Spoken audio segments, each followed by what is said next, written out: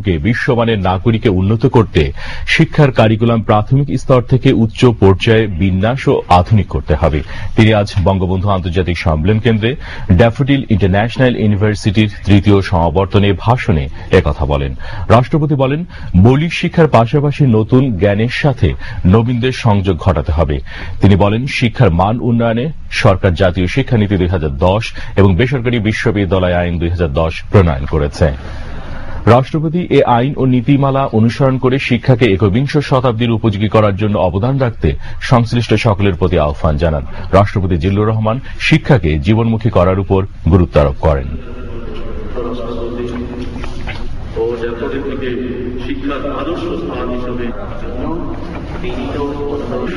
আমি বিভিন্ন বিশ্ববিদ্যালয়ের সমাবর্তনে অংশগ্রহণ করে আহ্বান জানিয়েছি শিক্ষার মান ও পরিবেশকে সমুন্নত রাখতে।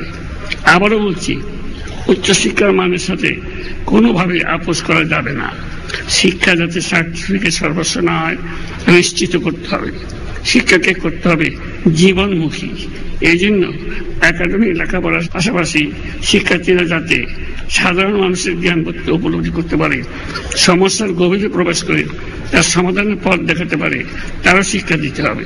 আমাদের শিল্প, সাহিত্য, ঐতিহ্য, গৌরব, অসাম্প্রদায়িকতা, সর্বোপরি মুক্তিযুদ্ধের চেতনা শিক্ষার্থীদের মনন ও চিন্তায় প্রসারিত হয়, তার পাঠও কারিকুলামে থাকতে হবে।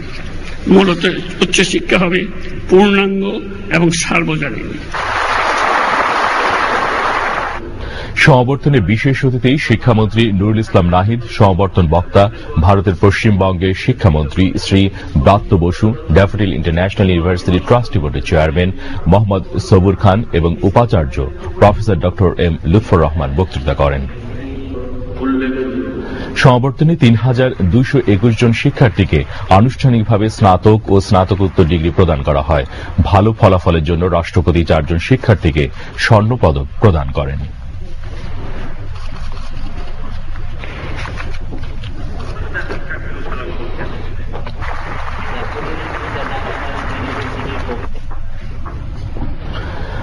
আন্তর্জাতিক